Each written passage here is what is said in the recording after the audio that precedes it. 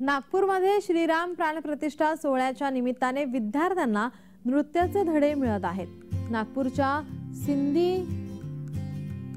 हिंदी हायस्कूलच्या शिक्षिका काजल आशुदानी विद्यार्थ्यांना नृत्य प्रशिक्षण देत आहेत। अशा प्रकारे प्राणप्रतिष्ठा सोहळ्याचा उत्साह सध्या देशासह राज्यात दिसून येतोय।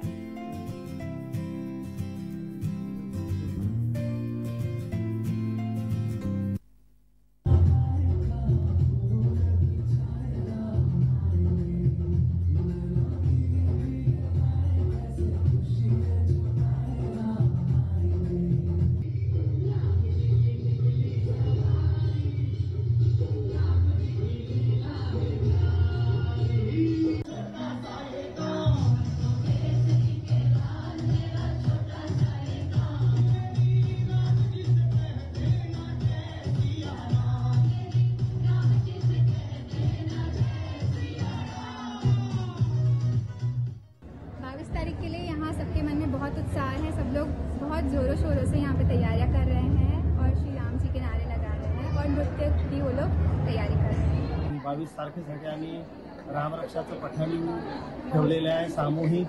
त्यानंतर हनुमान चालीसाचं पठण ठेवलेलं आहे। रोज कार्यक्रम होतो आहे।